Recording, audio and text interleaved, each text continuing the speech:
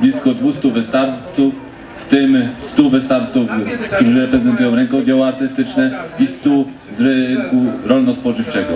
Chciałem pozdrowić wszystkich twórców ludowych, uczestników naszych targów, wszystkich producentów produktów rolno-spożywczych, jak powiedziałem, kowoli, których trochę dziś ogdyscyk studzi kowadło, ale serca mają rozgrane, myślę, że wytrzymają z nami przez te 2 dni.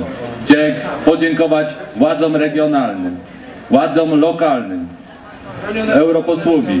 Chciałem podziękować dyrektorowi Agencji Rynku Rolnego, że wspólnie z nami, burmistrzowi miasta Zakopanego, że wspólnie z nami tutaj znaleźli chwilkę, żeby się spotkać, że się zaangażowali w te 6-dniowe targi. Dziś rozpoczynamy 6-dniowy, nie powiem, że maraton, ale 6-dniowy okres spotkań z produktem regionalnym. Będziemy obcować, dotykać, konsumować, próbować i będziemy mówić o wartości tego, co nasze, tego, co z tej ziemi, tego, co z ziemi europejskiej.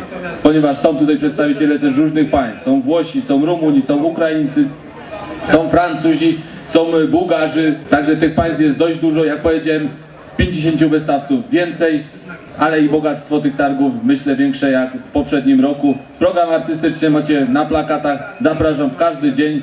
Każdy dzień będzie coś dobrego dla każdego. Będziecie się mogli spotkać i z malowidłami, i z przysmakami, i z tym, co świadczy o bogactwie tej ziemi, świadczy o bogactwie Polski, świadczy o bogactwie Europy.